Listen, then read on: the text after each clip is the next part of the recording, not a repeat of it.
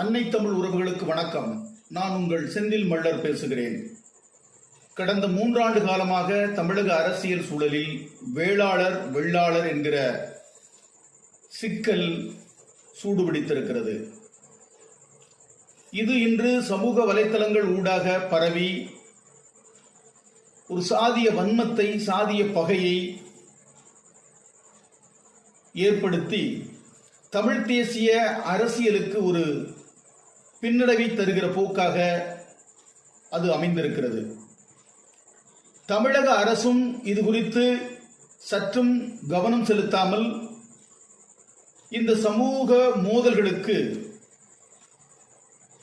ஒரு வகையில் காரணமாக இருந்து கொண்டிருக்கிறது. அடுத்ததாக தமிழ் அறிஞர்களோ அல்லது தமிழ் தேசிய நல விரும்பிகளோ இவ்விரு தமிழ் சமூகங்கள் மோதிக்கொள்ளுகிற அடையாள மீட்பிற்காக தங்களுடைய கருத்தை முன்வைக்காமல் அமைதி காப்பது என்பதும் எதிர்கால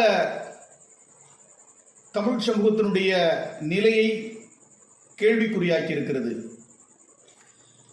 இதனால் இந்த வேளாளர் வெள்ளாளர் என்கிற சிக்கலுக்கு வரலாற்றியல் அடிப்படையிலும் மொழியியல் அடிப்படையிலும் இந்த காணொளியின் ஊடாக நான்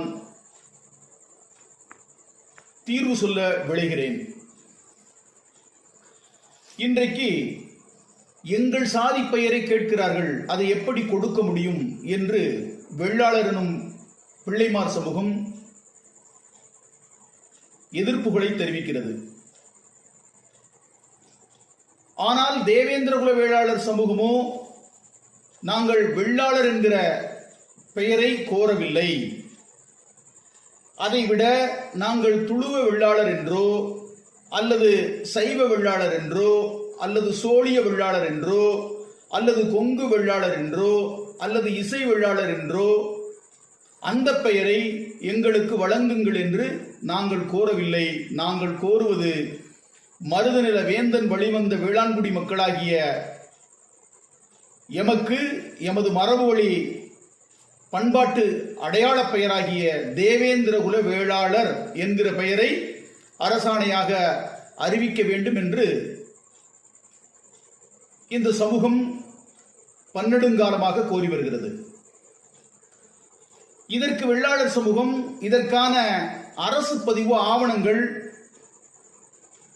இல்லை என்பதால் இந்த பெயரை அரசு கொடுக்கக்கூடாது என்கிற கருத்தை வலியுறுத்துகிறார்கள். ஆனால் உண்மை அப்படி அல்ல. தமிழக அளவில் கடந்த 100 ஆண்டு காலமாக தேவேந்திரகுல வேளாளர் சங்கங்கள், அரசு பதிவு பெற்ற சங்கங்கள் இயங்கி வந்ததற்கான எண்ணற்ற சான்றுகளை இன்றைக்கு நாம் வெளிப்படுத்தி இருக்கிறோம். அதைவிட அரசனுடைய மக்கள் தொகை குடிக்கணக்கு 1951ஆம் ஆண்டு எடுக்கப்பட்ட சாதிவாரி மக்கள் தொகை குடிக்கணக்கில் ராமநாதபுரம் மாவட்டத்தில் இந்திரகுல வேளாளர் என்கிற பெயர் பதிவு செய்யப்பட்டிருக்கிறது.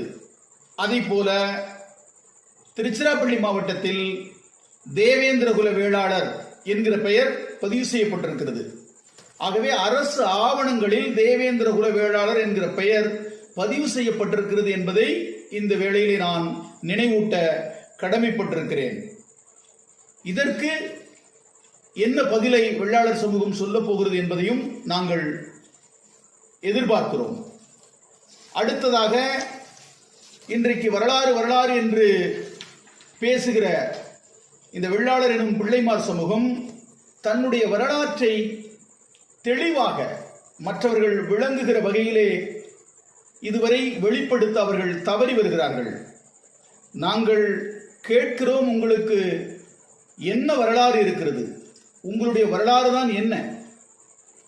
நீங்கள் எந்த திணை நில மக்கள்? நீங்கள் குறிஞ்சி திணை மக்களா அல்லது முல்லைத்திணை மக்களா அல்லது பாலை திணை மக்களா அல்லது மருதத்திணை மக்களா அல்லது நெய்தல் திணை மக்களா? இந்த 5 தமிழருடைய வரலாற்று பகுப்பிலே இருக்கக்கூடிய 5 நீங்கள் எந்த திணையை சார்ந்தவர்கள் என்று நாங்கள் உங்களிடத்திலே கேட்கிறோம். இன்றைக்கு வரை அதற்கு பதில் இல்லை. அடுத்ததாக உங்களுடைய மரபு பெயர் என்ன? உங்களுடைய பெயருக்கான இலக்கணங்கள் என்ன? உங்கள் பெயர் தமிழ் இலக்கியங்களிலே எங்கே இருக்கிறது? உங்கள் பெயருக்கான பொருள்தான் என்ன சொல்ல முடியுமா? வெள்ளாளர் என்று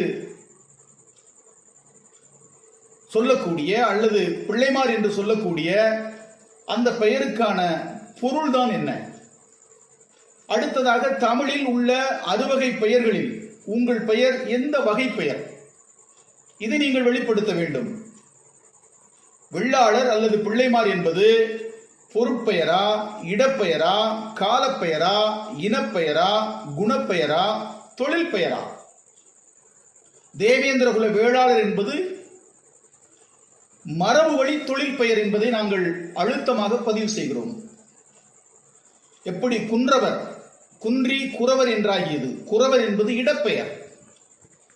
அதே குறிஞ்சி நிலத்தில் வாழ்ந்த மக்கள் வேட்டையாடி வாழ்ந்ததால் அவருக்கு வேடவர் என்கிற பெயர் வந்தது. வேடவர் என்பது தொழில் பெயர். முல்லை நிலத்தில் அது இடைநிலம் என்பதால் அங்கே வாழ்ந்த மக்கள் இடையர் என்று அழைக்கப்பட்டனர். இடையர் என்பது இடப்பெயர். அங்கே அவர்கள் கால்நடைகளை பராமரித்ததால் ஆயர் என்றும் கோணார் என்றும் ஆயினர். அது அவர்களுடைய தொழில் பெயர். நெய்தல் நில மக்களுடைய பெயர் பரதவர், மீனவர். இது அவர்களுடைய தொழில் பெயர். அதை போல மருதநில மக்களுடைய பெயர் மள்ளர், உழவர், வேளாளர் என்பது தொழில் பெயர். உங்களுடைய வெள்ளாளர் என்கிற பெயர் அல்லது பிள்ளைமார் என்கிற பெயர் எந்த வகையான பெயர் என்பதை நீங்கள் தெளிவுபடுத்த வேண்டும். அடுத்ததாக உண்மையான வேளாளருடைய வரலாற்றை பற்றி நாம் இங்கே சொல்லியாக வேண்டியது காலத்தின் கட்டாயமாகும். வேளாண் நிலத்தினுடைய பெயர் என்ன? வேளாண் நிலத்தினுடைய பெயர் மருத நிலம் என்றுதான் இலக்கியம் நமக்கு கற்பிக்கிறது. வேளாண் குடியினுடைய பெயர் மள்ளர்கள் என்றுதான் நமக்கு தமிழ் இலக்கியங்கள் கற்பிக்கிறது. அருந்திரள் வீரருக்கும் பெருந்திரள் உழவருக்கும் வருந்தகைத்தாகும் மள்ளர் எனும் பெயர் என்று திவாகர நிகண்டு மள்ளர் என்பதற்கு இலக்கணம் வகுத்துள்ளது. மள்ளர் என்றால் வீரர் என்றும் உழவர் என்றும் பல நிகண்டுகள் இலக்கணம் வகுத்திருக்கிறது.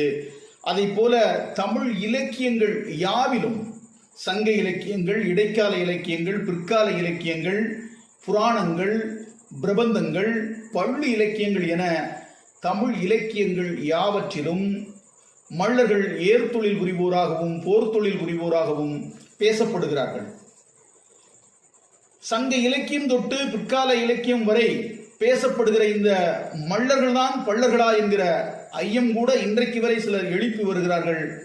அது ஐயம் தெரிவர நிறுவப்பட்ட ஆய்வாக இருந்த போதிலும் இங்கே நான் சுட்டிக்காட்ட விளைவது ஒரு சில அறிஞர்கள் கூற்றை நான் இங்கே பதிவு செய்ய விரும்புகிறேன்.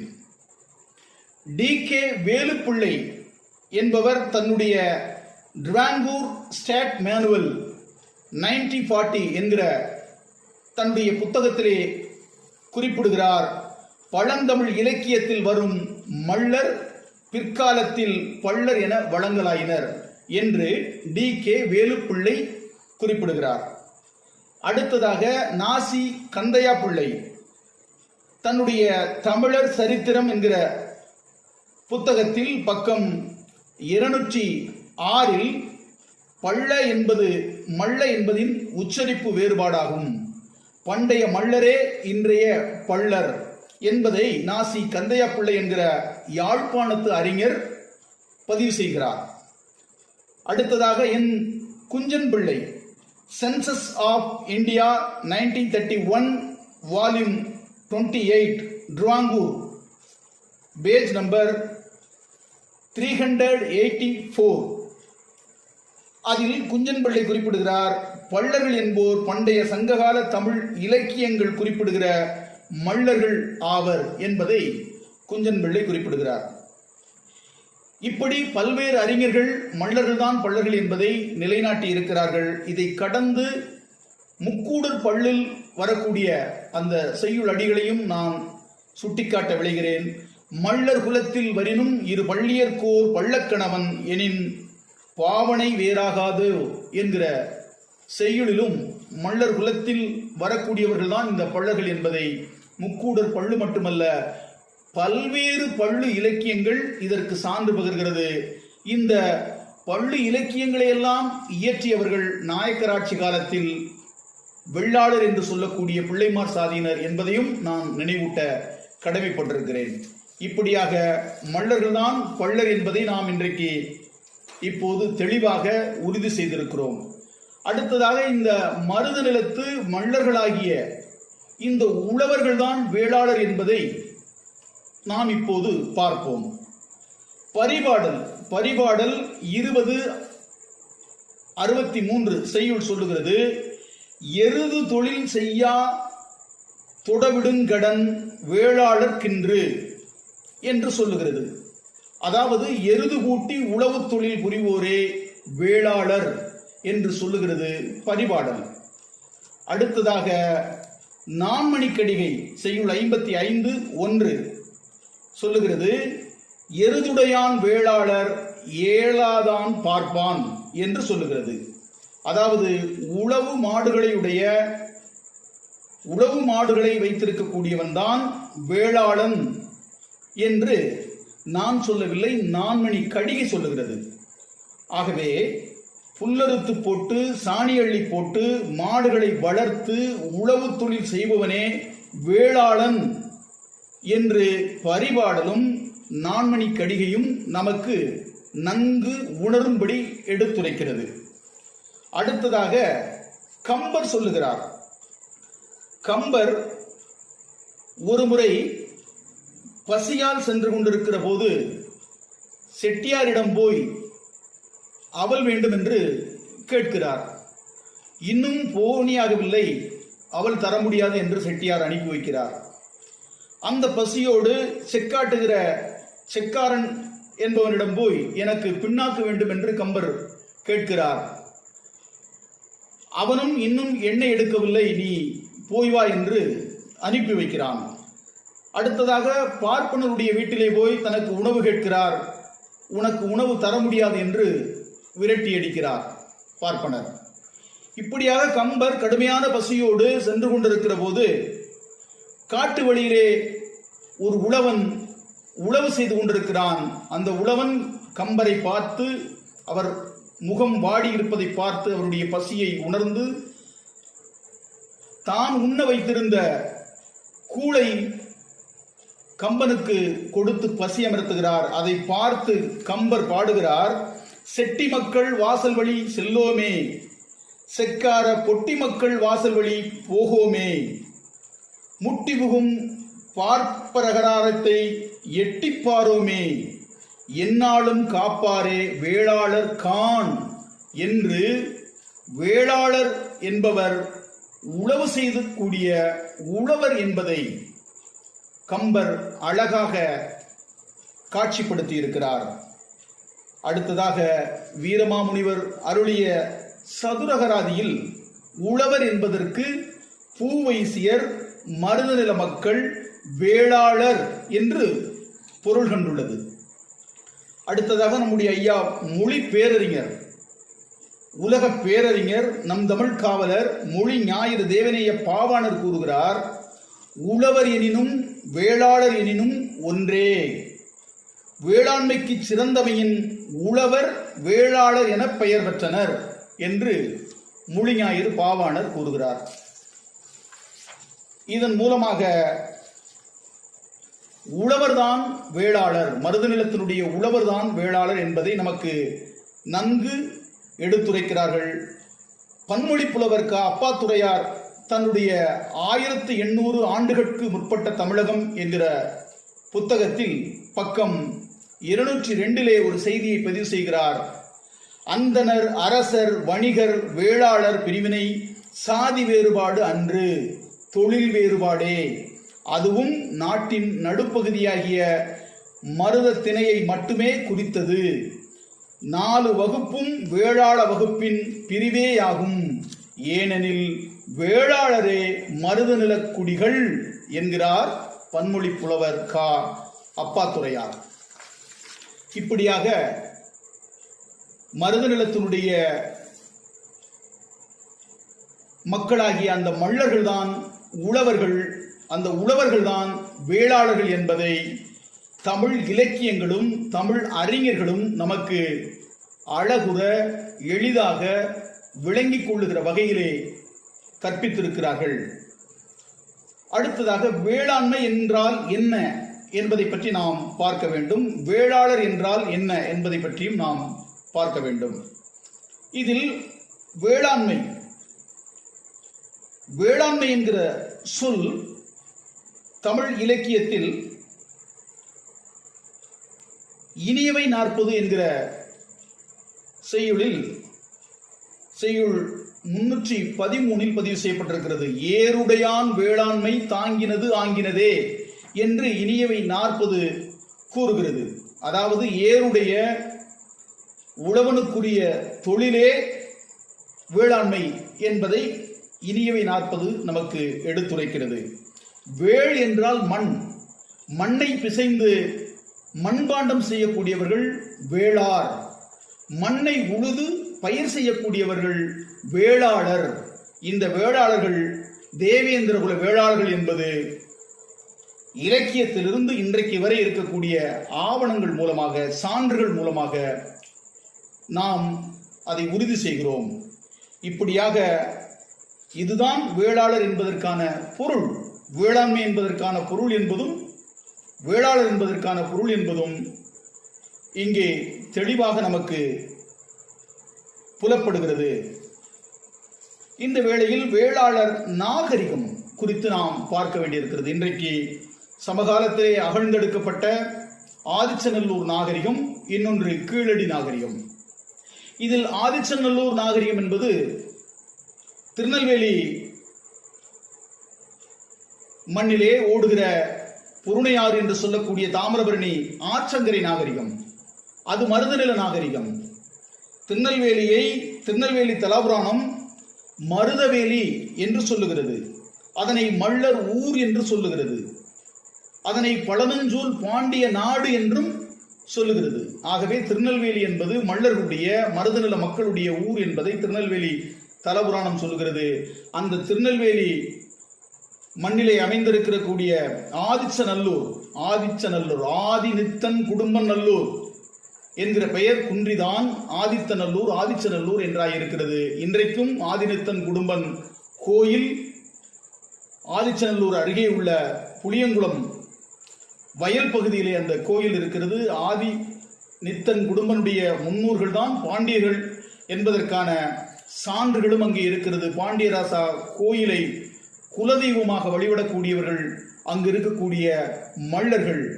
ஆகவே ஆதிச்சநல்லூர் அகழாய்வில் கிடைக்கக்கூடிய அந்த நெல் வேளாண் கருவிகள் இவைகளையெல்லாம் வைத்து அது வேளாண் நாகரிகம், அது வேளாளர் நாகரிகம், அது மல்லர் நாகரிகம், அது மருதநில நாகரிகம், அது ஆற்றங்கரை நாகரிகம் என்பதை நாம் உறுதி செய்கிறோம். அடுத்ததாக கீழடி என்பது மதுரை மாநகரின் புறநகர் பகுதியாக இருக்கக்கூடிய அந்த கீழடி. மதுரையை சிலப்பதிகாரம் மல்லன் மதுரை என்று சொல்லுகிறது. நெடுநல்வாடை மல்லன் மூதூர் என்று சொல்லுகிறது.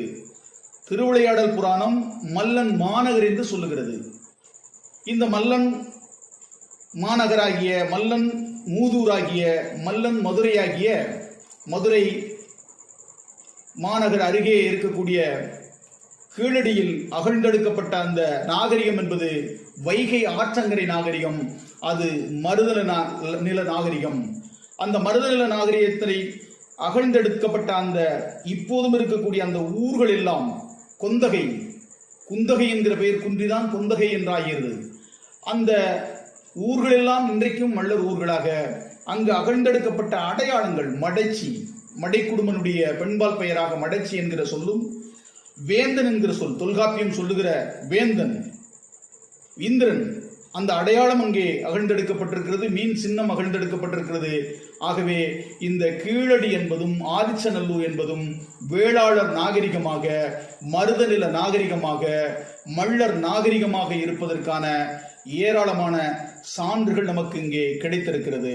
அடுத்ததாக வேளாளர் பண்பாடு பற்றி நாம் பார்க்க வேண்டிய தேவை இருக்கிறது. வேளாளர்களுடைய பண்பாட்டு கூறுகள் இன்றைக்கு மல்லர்களிடம் இருப்பதை நாம் அவர்களுடைய அந்த முதல் மரியாதை, பல கோயில்களில் தேவேந்திர குல வேளாளர்களுக்கு முதல் மரியாதை வழங்கப்பட்டிருக்கிறது. இன்றைக்கு திருப்பரங்குன்றம் கோயிலிலே தேவேந்திர குல வேளாளர்களுக்குத்தான் பரிவட்டம் கட்டி முதல் மரியாதை வழங்குகிற மரபு சடங்கு இன்றைக்கு வரை நடைபெற்றுக் கொண்டிருக்கிறது. மதுரை மீனாட்சி அம்மன் கோயிலில் அங்குள்ள தேவேந்திர குல வேளாளர்களுக்கு பரிவட்டம் கட்டி மீனாட்சி அம்மன் கோயிலுடைய தெப்பத் திருவிழா தேவேந்திர குல வேளாளர்களால் நடத்தப்பட்டு வருவதை நாடறியும்.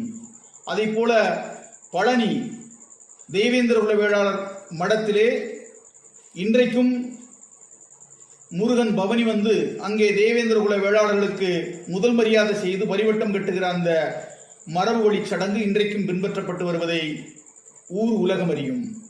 இப்படியாக நெல்லையப்பர் கோயிலிலே தேரோட்டுகிற உரிமை தேவேந்திர குல வேளாளருக்கே உரியது. கழுகுமலை முருகன் கோயிலில் தேரோட்டுகிற உரிமை தேவேந்திர குல வேளாளர்களுக்கே உரியது. ராஜபாளையத்தில் வெண்கொற்றை குடை திருவிழா இன்றைக்கும் பாண்டியருடைய அந்த வெண்கொற்றை குடை ஆட்சி அதிகாரத்தை நினைவூட்டுகிற அந்த விழா இன்றைக்கும் நடந்து கொண்டிருக்கிறது.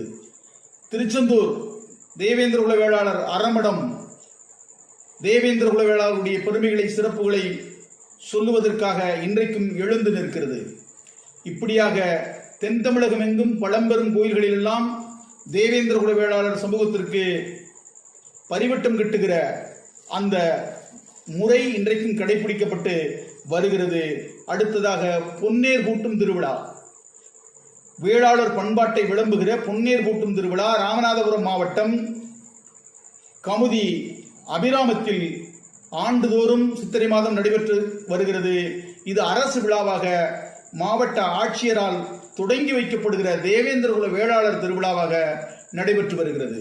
அடுத்ததாக நாற்று நடவு திருவிழா கோவை பேரூர் பட்டீஸ்வரர் கோயிலில் சிவன் மல்லராகவும் பார்வதி மல்லத்தியாகவும் உழவு செய்து நாற்று நடுகிற விழா கோயில் நிர்வாகத்தால் 2000 ஆண்டுகளாக தொடர்ச்சியாக நடைபெற்று வருவதை இந்த உலகம் அறியும். அடுத்ததாக வேளாளர் பண்பாட்டின் ஒரு கூறாக இருப்பது ஏறுதழுவுதல் என்கிற சல்லிக்கட்டு விளையாட்டு. இன்றைக்கு அவனியாபுரத்திலும் அலங்காநல்லூரிலும் பாலமேட்டிலும் இன்னும் பல பகுதிகளிலும் சல்லிக்கட்டு போட்டியை நடத்தக்கூடியவர்களாக மல்லர்கள் இருக்கிறார்கள். அந்த விளையாட்டில் பங்கு பெற்று காளைகளை அடக்கி ஏராளமான பரிசுகளை பெற்றவர்கள் மல்லர்கள் என்பதை இந்த நாடு நன்கறியும். இப்படியாக வேளாளர் பண்பாடும் வேளாளர் நாகரிகமும் மல்லர் எனும் தேவேந்திர குல வேளாளர் பண்பாடாக நாகரிகமாக இருப்பதை நாம் சமகாலத்திலும் பார்க்கிறோம். ஆகவே வேளாளர் என்பவர்கள்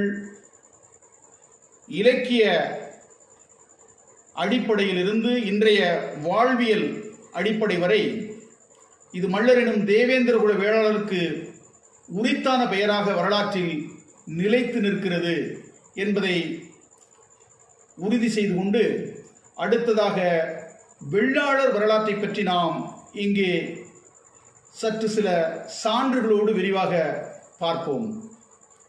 இன்றைக்கு தேவேந்திர குல வேளாளர் என்கிற பெயரை வழங்கக்கூடாது என்று 4 திசை வேளாளர் என்கிற பெயரிலே சுவரொட்டிகள் சமூக வலைத்தளங்களிலே பரவி வருவதை நாம் பார்க்க முடிகிறது. 4 திசை வேளாளர் என்று எங்கும் எப்போதும் வரலாற்றில் குறிக்கப்படவில்லை.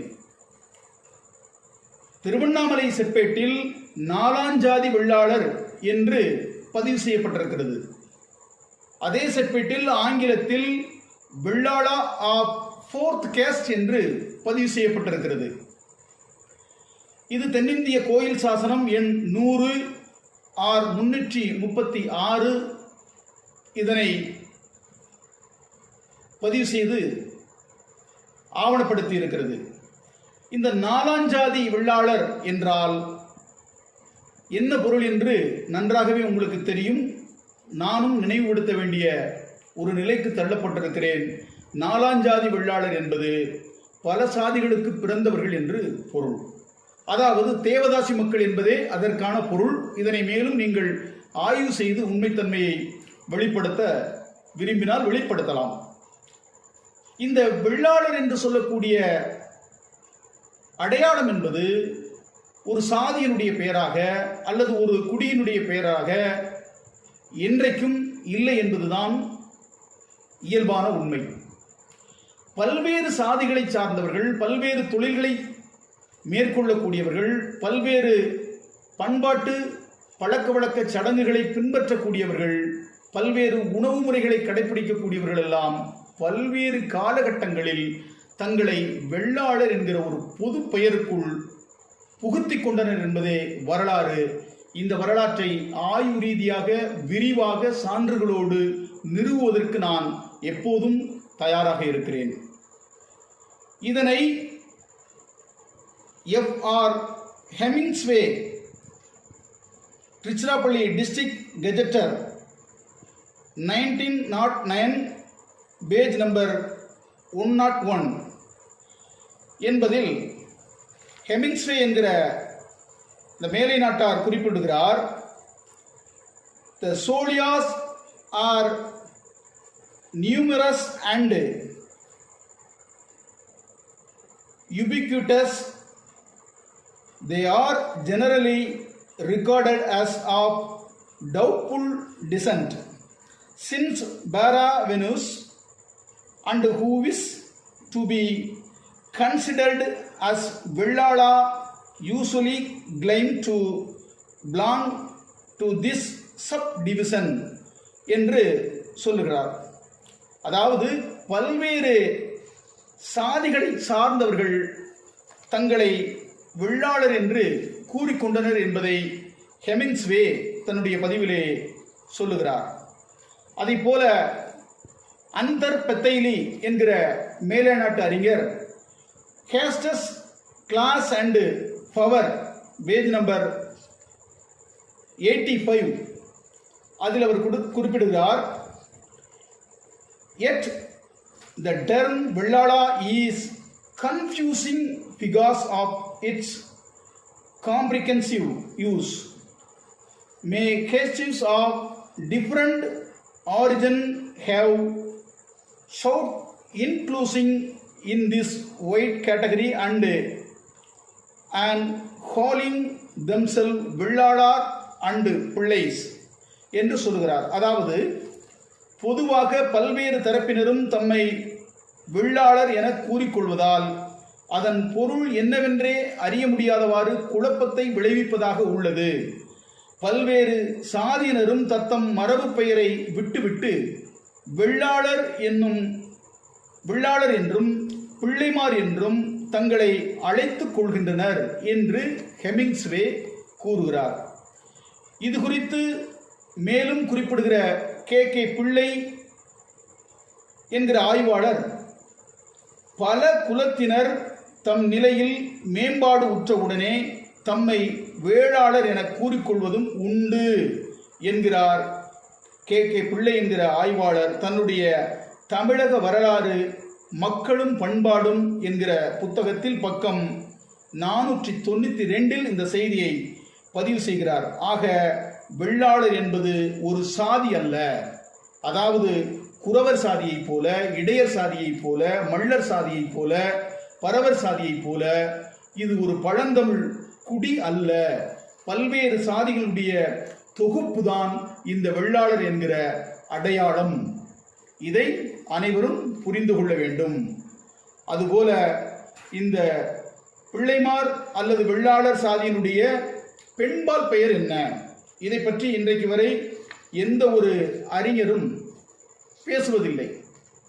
எல்லா ஒரு சமூகத்திற்கும் இன்றைக்கு குறவன் என்றால் குறத்தி என்பது அதனுடைய பெண்பால் பெயர், இடையன் என்றால் இடைச்சி என்பது அதனுடைய பெண்பால் பெயர், மள்ளன் என்றால் மள்ளத்தி, உழவன் என்றால் உளத்தி, பள்ளன் பள்ளச்சி, பரவன் பரத்தி, எயினன் எயினச்சி, மரவன் மரத்தி, கள்ளன் கள்ளச்சி, பறையன் பறைச்சி, சாணான் சாணாத்தி, நாடான் நாடாத்தி, வன்னியன் வன்னிச்சி, வண்ணான் வண்ணாத்தி. இப்போது நான் கேட்கிறேன், பிள்ளைமார் சாதியினுடைய பெண்பால் பெயர் என்ன? அல்லது வெள்ளாளர் சாதியினுடைய பெண்பால் பெயர் என்ன? இதற்கு பெண்பால் பெயர் இருக்கிறதா இல்லையா? இருக்கிறது. வெள்ளாளர் என்பதனுடைய பெண்பால் பெயர் வெள்ளாட்டி. வெள்ளாட்டி என்கிற பெயர் இதுவரை வரலாற்றிலே மூடி மறைக்கப்பட்டதனுடைய நோக்கம் என்ன? வெள்ளாட்டி என்பதற்கு என்ன பொருள் தமிழ் அகராதிகள் நமக்கு சொல்லுகின்றன? கதிரவேல் பிள்ளையினுடைய அகராதி சொல்லுகிறது வெள்ளாட்டி என்றால் ஏவல் பெண் என்று கதிரைமலை பிள்ளையினுடைய அகராதி சொல்லுகிறது. சங்க சொல்லடைவு அகராதி பணிப்பெண் என்றும் வைப்பாட்டி என்றும் வெள்ளாட்டி என்கிற சொல்லுக்கு பொருள் சொல்லுகிறது. அதேபோல் சென்னை பல்கலைக்கழக தமிழ் அகராதி, கழகத்தமிழ் அகராதி, தமிழ் அகராதி, லிப்கோ தமிழ் அகராதி ஆகிய தமிழ் அகராதிகள் வெள்ளாட்டி என்பதற்கு பணிப்பெண், வைப்பாட்டி என்றே பொருள் தருகின்றன. இப்படியாக வெள்ளாளர் என்கிற சொல்லினுடைய பெண்பால் பெயர் வெள்ளாட்டி என்பதற்கு வைப்பாட்டி என்று வரலாற்றிலே பொருள் பதிவு செய்யப்பட்டிருக்கிறது. அதற்குள் நான் ஆழமாக செல்ல விரும்பவில்லை. அடுத்ததாக இந்த வெள்ளாளர்கள் இன்றைக்கு தேவேந்திர குல வேளாளர் அரசாணையை எதிர்ப்பது என்பதனுடைய நோக்கம் வெள்ளாளர்கள் உயர்ந்த சாதி போலவும் இந்த மல்லரினம் தேவேந்திர குல வேளாளர்கள் தாழ்ந்த சாதி போலவும் கருதி கொண்டிருக்கக்கூடிய அந்த தவறான ஒரு கருத்துருவாக்கம்தான் இதற்கு, இந்த சிக்கலுக்கு அடிப்படை காரணம். ஆனால் உண்மையில் வரலாற்றில் கடந்த காலங்களில் வெள்ளாளர்கள் அடிமைச்சாதியாக இருந்த வரலாற்றை நான் சொல்லவில்லை. பேராசிரியர் ஆவண்ணா சிவசுப்பிரமணியன் தன்னுடைய தமிழகத்தில் அடிமை முறை என்கிற புத்தகத்தில் பக்கம் 49, 62, 63 ஆகிய பக்கங்களில் வெள்ளாளர்கள் எப்படி அடிமைச்சாதியாக இருந்தனர் என்கிற செய்தியை சான்றுகளோடு, ஓலைச்சுவடுகள், ஆவணங்கள் போன்ற பல்வேறு சான்றுகளோடு அவர் பதிவு செய்திருக்கிறார். ஐயா சிவசுப்பிரமணியம், பேராசிரியர் சிவசுப்பிரமணியம் அவர் யார் என்றால் கெட்டிபொம்மு நாயனுடைய கணக்கு பிள்ளையாக இருந்த தானாவதி பிள்ளையினுடைய வழிவந்த 6வது தலைமுறையாக இருக்கக்கூடிய அவருடைய கொள்ளு பேரன்தான் ஐயா பேராசிரியர் ஆவண்ணா சிவசுப்பிரமணியன் அவர்கள் வெள்ளாளர் சாதியினுடைய இந்த அடிமை வாழ்க்கை முறையை தன்னுடைய நூலிலே அழகாக பதிவு செய்திருக்கிறார். அதைவிட கே ராமச்சந்திரன் நாயர் எழுதிய ஸ்லாவரி இன் கேரளா என்கிற புத்தகத்தில் வெள்ளாளர்கள் அடிமைச்சாதியாக இருந்த வரலாறு விரிவாக பேசப்படுகிறது. அதையும் நீங்கள் அறிந்து கொள்ளலாம். அதை கடந்து வரலாறு என்று பேசுகிறவர்களுக்கு ஐயா மறைமலை அடிகளுடைய கூற்றை நாம் இங்கே கூறியாக வேண்டிய தேவை இருக்கிறது. மறைமலை அடிகள் யார் என்பது எல்லோருக்கும் தெரியும். மறைமலை அடிகள் தோழி பெண்களுடைய வழித்தோன்றல்கள் தான் இன்றைய பிள்ளைமார் என்று ஐயா மறைமலை அடிகள் சொல்லுகிறார். இந்த கருத்து இளங்காப்பியன் எழுதிய வரலாற்று பாலம் என்கிற புத்தகத்தில் பக்கம் 81 பதிவு செய்யப்பட்டிருக்கிறது. அடுத்ததாக ஏ.கே.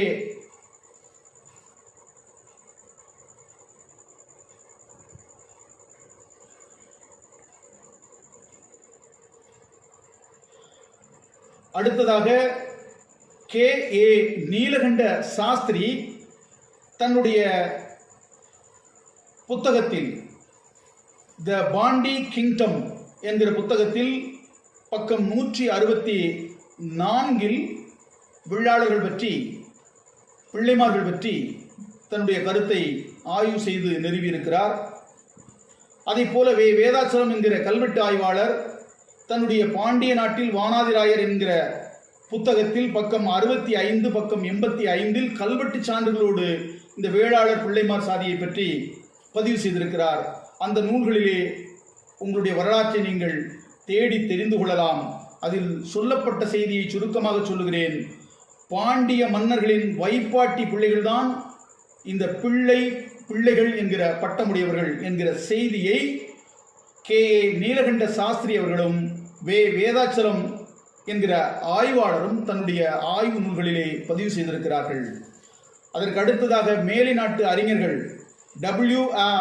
கார்னிஸ் என்பவர் தன்னுடைய census of Madras presidency 1871 volume 1 என்கிற புத்தகத்திலும், அடுத்ததாக J.H. நெல்சன் தன்னுடைய Madura manual part 2 page number 31 என்பதிலும், அடுத்ததாக Edgar Thurston caste and tribes of south India volume 2 page number 127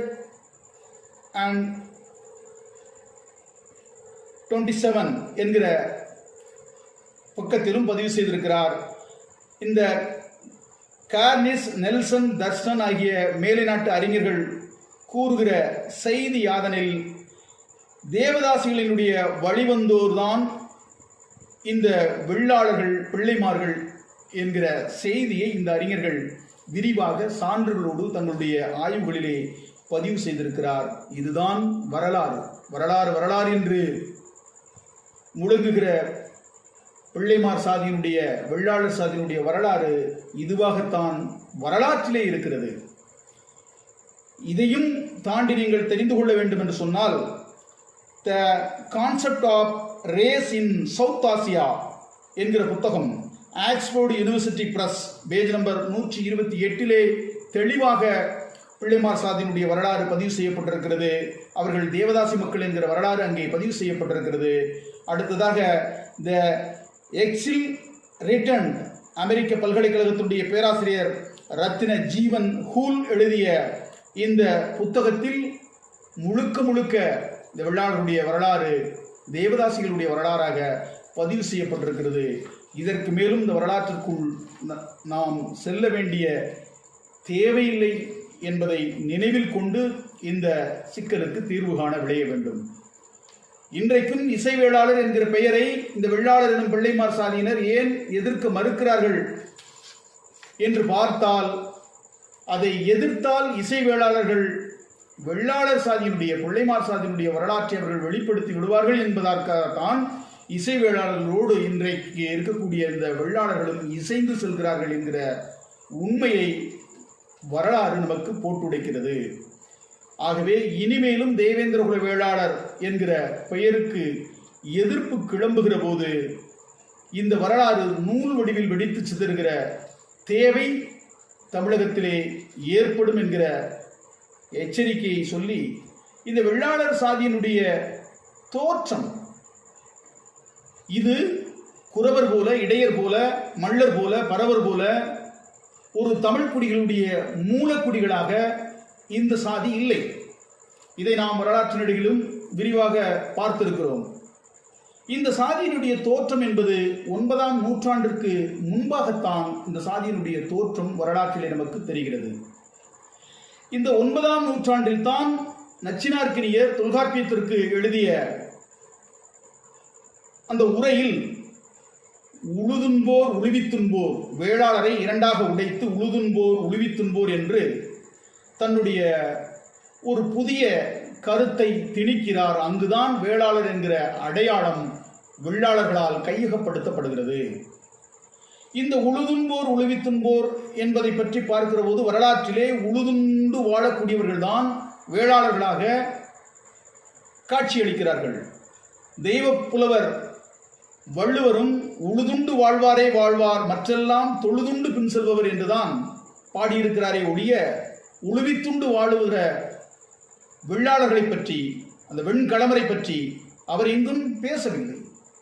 அடுத்ததாக நம்முடைய ஔவை மூதாட்டியும் ஆற்றங்கரையின் மரமும் அரசரிய வீற்றிருக்கும் வாழ்வும் விழுமென்றே ஏற்றம் உழுதுண்டு வாழ்வதற்கு உப்பில்லை கண்டீர் பழுதுண்டு வேறோர் பணிக்கு என்று உழுதுண்டு வாழக்கூடிய இந்த மல்லர்களைத்தான் ஔவை மூதாட்டியும் பாடியிருக்கிறார். ஆகவே இந்த உழுதுண்டு வாழக்கூடிய மல்லர்களுடைய வேளாளர் என்கிற அடையாளம், உழுவித்துண்டு வாழக்கூடிய வெண்கலவர் என்று சொல்லக்கூடிய வெள்ளாளர்களுடைய, பிள்ளைமார்களுடைய இந்த சூழ்ச்சியினால் 9ஆம் நூற்றாண்டிலே இந்த அடையாளம் கவரப்பட்டிருக்கிறது என்பதுதான் என்னுடைய ஆய்வு முடிவு. இந்த முடிவின் அடிப்படையில் தேவேந்திரகுல வேளாளர் அரசாணைக்கு எதிரான இந்த சிக்கலை தீர்க்க அரசு முன்வர வேண்டும். இல்லை என்றால் இது ஆய்வு ரீதியாக நிலைநாட்டப்பட வேண்டிய ஒரு தேவை மேலும் எழும். ஆகவே இந்த வெள்ளாளர் சாதியினுடைய வரலாறு என்பது 9ஆம் நூற்றாண்டிற்கு முன்பாகத்தான் தோன்றுகிறது. நான் முன்னமே சொன்னவாறு இந்த உழுதுன்போர் உழுவித்துன்போர் என்கிற ஒரு புதிய ஒரு குழப்பம் 9ஆம் நூற்றாண்டில் நச்சினார்க்கினியரால் குழப்பப்படுகிறது. அடுத்ததாக முதலாக கல்வெட்டுகளில் வெள்ளாளர் என்கிற சொல் 9ஆம் நூற்றாண்டில் தான் பொறிக்கப்படுகிறது. 9ஆம் நூற்றாண்டு வரை, அண்மை காலம் வரை, நூற்றாண்டு முதல் அண்மை காலம் வரை வெள்ளாளர் என்கிற சொல்லுதான் கல்வெட்டுகளில் இருக்கிறது. எங்கேயும் வேளாளர் என்கிற சொல் எந்த இடத்திலும் இல்லை. ஆகவே இந்த 9ஆம் நூற்றாண்டில் தான் கல்வெட்டுகள் வெள்ளாளர் என்கிற சொல்லை பதிவு செய்ய தொடங்குகிறது. ஆதீனத்தினுடைய ஆதிக்கமும் 9ஆம் நூற்றாண்டில் தான் உச்சம் பெறுகிறது. ஆதீனத்தினுடைய ஆதிக்கம். அடுத்ததாக தேவதாசி முறை வளர்ச்சியடைந்து தலைவிரித்தாடிய காலமும் அந்த 9ஆம் நூற்றாண்டில் தான்.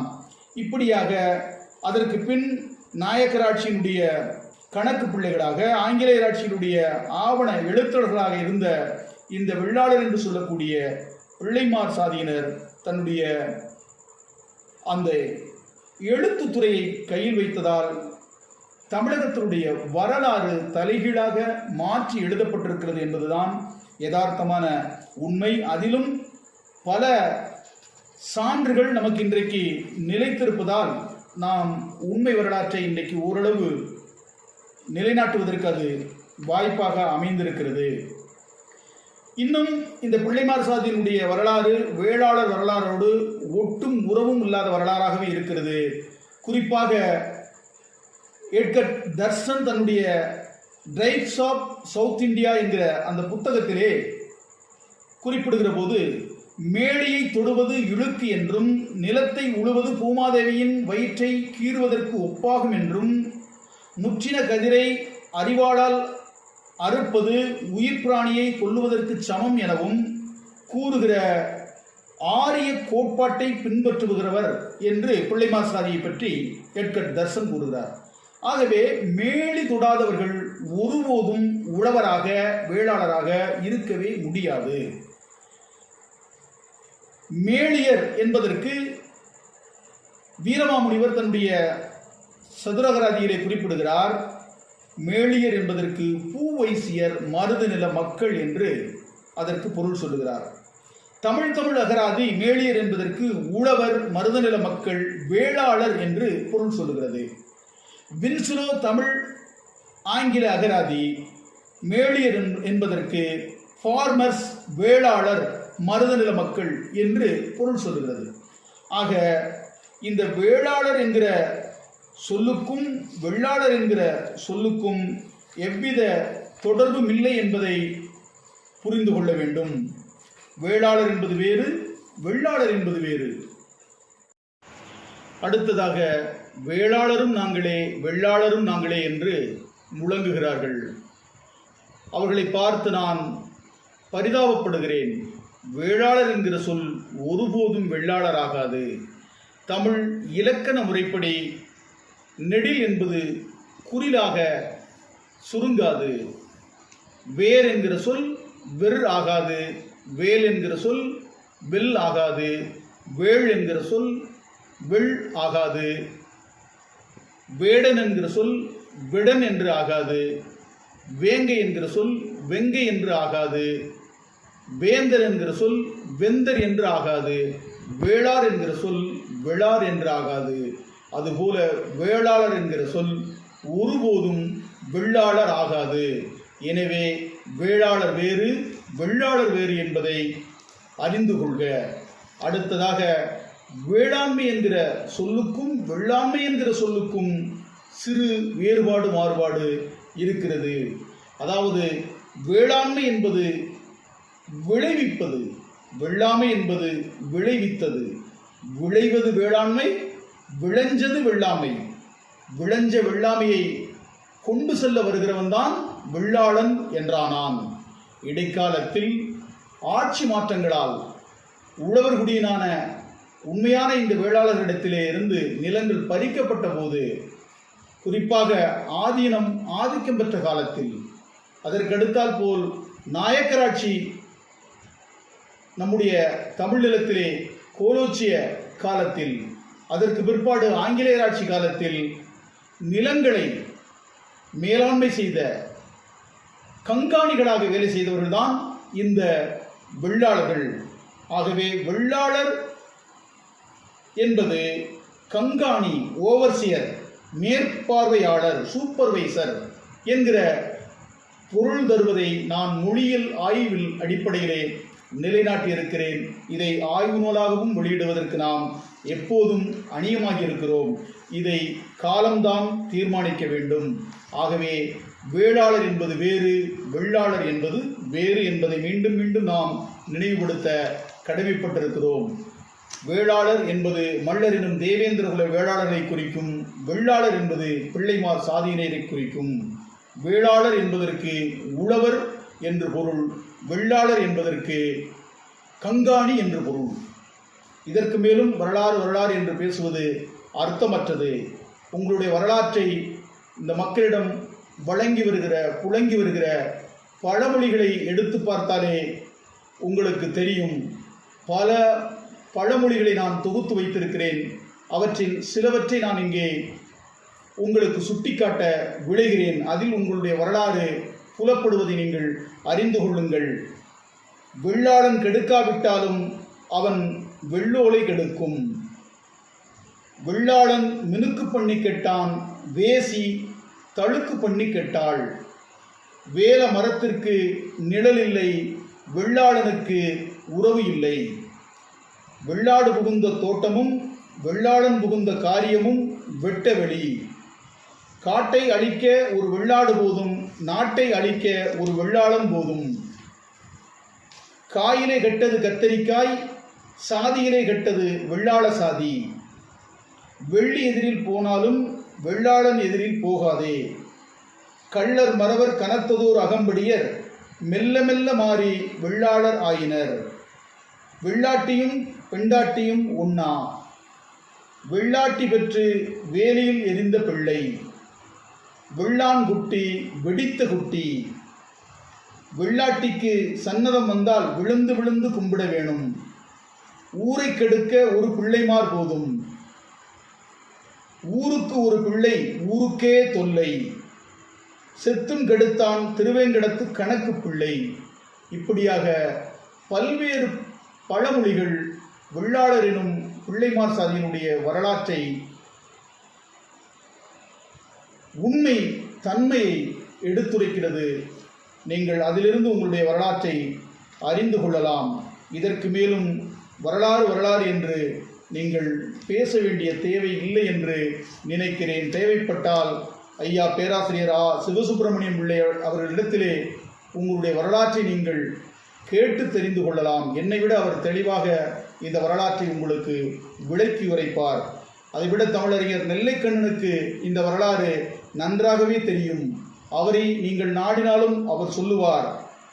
திருநெல்வேலியில் நெல்லையப்பர் கோயில் அருகே உள்ள மாடத்தெரு, அங்கேதான் அவருடைய வீடு இருக்கிறது. மாடத்தெருவுக்கு முந்தைய பெயர் என்ன என்று அவரிடத்திலே கேளுங்கள். மாடத்தெருவினுடைய அந்த தெருவில் வாழ்ந்த பிள்ளைமார் சாதியினுடைய பட்டம் என்ன என்று நீங்கள் கேளுங்கள். 30-40 ஆண்டுகளுக்கு முன்பாக மாடத்தெருவினுடைய பெயர் தேவடியாக்குடி என்பதுதான். அங்கே உள்ள பிள்ளைமாருடைய பெயர் தேவடியா பிள்ளைமார் என்பதுதான். இதுதான் வெள்ளாளருடைய வரலாறு. இதற்கு மேலும் நீங்கள் இந்த வரலாற்றை தோண்ட நினைத்தால், நோண்ட நினைத்தால் அது நாரத்தான் செய்யும் என்கிற செய்தியை சொல்லி இந்த வெள்ளாளர் சிக்கலை இன்றோடு இந்த காணொலியின் மூலமாக நாம் தீர்த்து கொள்வீர்கள் என்று நம்புகிறேன். இதையும் கடந்து உங்களால் விட முடியவில்லை என்று சொன்னால் இதற்கான ஒரு 4 வழிமுறைகளை நான் வெள்ளாளர்களுக்கு, பிள்ளைமார் சாதியினருக்கு நான் சொல்லிக்கொள்ள கடமைப்பட்டிருக்கிறேன். அதன் வழியிலே இந்த வெள்ளாளர் சிக்கலை நாம் தீர்த்து கொள்ளலாம். 1, இன்றைக்கு தேவேந்திரகுல வேளாளர் அரசாணையை ஆதரிக்கக்கூடிய அரசியல் கட்சி தலைவர்களையெல்லாம் அழைத்து நாம் ஒரு பேச்சுவார்த்தை நடத்தலாம். அதற்கான ஒருங்கிணைப்பை நானே முன்னின்று செய்கிறேன். அதன் வழியில் வேளாளர் என்கிற மரபு வழி அடையாளத்திற்கான வரலாற்று சான்றுகளை நாங்கள் முன்வைக்கிறோம். அதை மறுக்கிற சான்றுகள் உங்களிடத்திலே இருந்தால் நீங்கள் முன்வையுங்கள். அரசியல் கட்சி தலைவர்களிடத்தில் எழுகிற கருத்தை நாம் ஏற்றுக்கொள்ள வேண்டும். அதிலும் பெரும்பான்மை ஜனநாயக அடிப்படையிலே அரசியல் கட்சி தலைவர்கள் எல்லாம் என்ன சொல்லுகிறார்களோ அதில் பெரும்பான்மை எதுவோ அந்த கருத்தை நாங்கள் ஏற்றுக்கொள்ள தயாராக இருக்கிறோம். இப்படி ஒரு பேச்சுவார்த்தையின் மூலமாக இந்த வேளாளர் வெள்ளாளர் சிக்கலுக்கு தீர்வு காண தேவேந்திரகுல வேளாளர் சமூகம் எப்போதும் தயாராக இருக்கிறது. அடுத்ததாக பல்கலைக்கழகத்தை நாடலாம். நானே அதற்கான ஏற்பாடுகளை செய்கிறேன். பல்கலைக்கழக ஆய்வாளர்கள் மத்தியிலே நாங்கள் தேவேந்திரகுல வேளாளர் என்பதற்கான சான்றுகளை முன்வைக்கிறோம். அப்படி அவர்கள் சொல்லக்கூடாது என்று சொல்லுவதற்கான சான்றுகள் உங்களிடத்தில் இருந்தால் அதை நீங்கள் முன்வையுங்கள். பல்கலைக்கழக ஆய்வாளர்கள் என்ன சொல்லுகிறார்களோ அதை தேவேந்திரகுல வேளாளர் சமூகம் ஏற்றுக்கொள்வதற்கு உளப்பூர்வமாக தயாராக இருக்கிறது என்கிற செய்தியும் நான் அந்த வேளையிலே சொல்லிக்கொள்ள கடமைப்பட்டிருக்கிறேன். அடுத்ததாக நீங்கள் நீதிமன்றத்தை நாடுங்கள். இது ஒரு வழி. மூன்றாவது வழி, நீதிமன்றத்தை நாடுங்கள். நீதிமன்றத்திலே தேவேந்திரகுல வேளாளர் அரசாணையை வழங்கக்கூடாது என்று நீங்கள் உச்ச நீதிமன்றத்திலே வழக்கு தொடுங்கள். நாங்கள் சட்ட வழியிலே அந்த வழக்கை எதிர்கொண்டு வெற்றி பெறுவதற்கு நாங்கள் எப்போதும் தயாராக இருக்கிறோம். இந்த மூன்று வழிகளை தவிர்த்து வேறொரு வழி இல்லை. அதைவிட வேறொரு, நீங்கள் பெரிய படையெல்லாம் சொல்லுகிறீர்கள், போர் என்று சொல்லுகிறீர்கள், கலவரம் என்று சொல்லுகிறீர்கள். நான் சொல்லுகிறேன், 100 ஆண்டு காலமாக தமிழகத்தில் 199 தேவேந்திரகுல வேளாளர் ஊர்களிலே தேவேந்திரகுல வேளாளர் என்கிற பெயர் பதாகை ஊன்றப்பட்டிருக்கிறது. தமிழகத்தில் ஒரு ஊரிலாவது நீங்கள் அந்த தேவேந்திரகுல வேளாளர் பெயர் பதாகையை பிடுங்கி அறிவித்துவிட்டு அந்த பெயர் பதாகையை நீங்கள் பிடுங்கி எரிந்து விடுங்கள். இந்த அரசாணை கோருவதை நாங்கள் கைவிட்டு விடுகிறோம். இந்த 4 வழிமுறைகள் தான் இருக்கிறது. இதையும் கடந்து தேவையில்லாமல் சமூக வலைதளங்களிலே தேவேந்திரகுல வேளாளர்களை இழிவாக பேசுகிற போக்கு நீடித்தால் அதனுடைய விளைவுகள் வேறு விதமாக போய் முடியும் என்பதை எச்சரிக்கையோடு வெள்ளாளர் எனும் பிள்ளைமார் சமூகத்தினுடைய சான்றோர் பெருமக்களிடத்திலே நாங்கள் அன்போடும் பண்போடும் கேட்டுக்கொள்கிறோம். இந்த சிக்கலுக்கு இந்த காணொளி தீர்வை தரும் என்று நம்புகிறேன். மீண்டும் நான் அழுத்தம் திருத்தமாக சொல்லுகிறேன், நீ வெள்ளாளன் தான், நீ வேளாளன் அல்ல. நீ எப்போது வேளாளன் ஆனாய் என்பதை நீ சொல்ல வேண்டும் சான்றுகளோடு. இன்னும் சொல்ல போனால் பிள்ளை என்கிற அந்த பட்டத்தினுடைய அந்த சாதி பெயரினுடைய வரலாற்றை மறைப்பதற்காக, அதன் பின்புலத்தில் இருக்கக்கூடிய இழிவை மூடி மறைப்பதற்காகத்தான் நீங்கள் வெள்ளாளர் என்கிற அடையாளத்திற்குள் புகுந்து கொண்டீர்கள். இப்போது வேளாளர் என்கிற அடையாளத்தையும் தனதாக்க முயற்சிக்கிறீர்கள் என்பதுதான் எமது கருத்தும் நிலைப்பாடும். இதை ஆய்வு ரீதியாக நீங்கள் முறியடிக்க முயன்றால் அதற்கு நான் எப்போதும் தயாராக இருக்கிறேன். ஆகவே நான் சொல்லுகிறேன், வேளாளர் என்கிற பெயரை சொல்லுவதற்கு இந்த வெள்ளாளர் என்கிற பிள்ளை சாதியினருக்கு எவ்வித தகுதியும் இல்லை. இன்னும் சொல்ல போனால் அதற்கான அருகதையே இல்லை என்பதை நான் அழுத்தம் திருத்தமாக சொல்லிக்கொள்ள கடமைப்பட்டிருக்கிறேன். வெள்ளாளன் என்பது ஒரு சாதி பெயரே அல்ல. யாராவது இதனை நிலைநாட்ட முடிந்தால் அதை ஏற்பதற்கு நாங்கள் தயாராக இருக்கிறோம். ஆகவே இனிமேலும் இந்த வேளாளர் வெள்ளாளர் சிக்கலை விட்டொழித்துவிட்டு உங்கள் வேலையை நீங்கள் பாருங்கள்.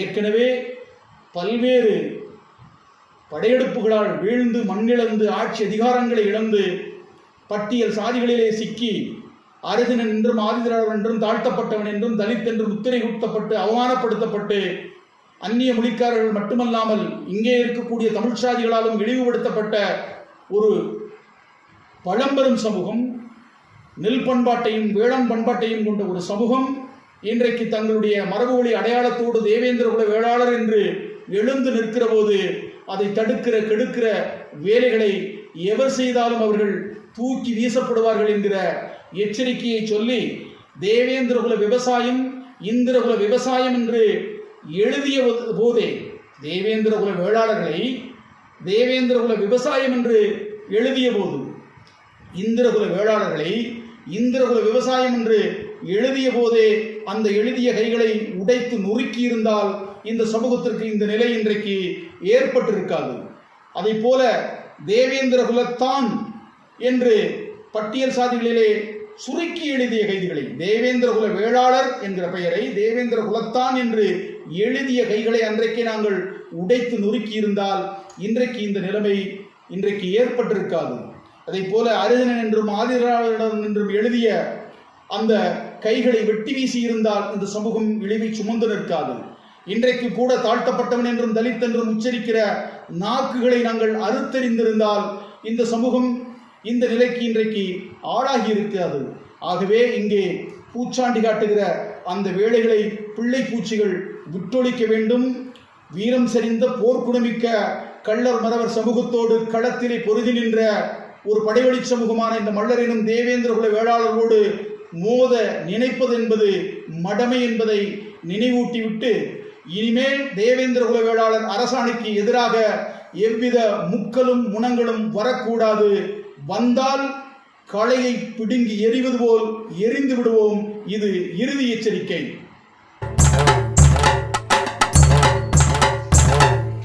அடிக்கிற சாதியடா எதிரி உயிர் குடிக்கிற சாதியடா, வெடிக்கிற சாதியடா உரிமை பெற துடிக்கிற சாதியடா. அடிக்கிற சாதியடா எதிரி உயிர் குடிக்கிற சாதியடா, வெடிக்கிற சாதியடா உரிமை பெற துடிக்கிற சாதியடா.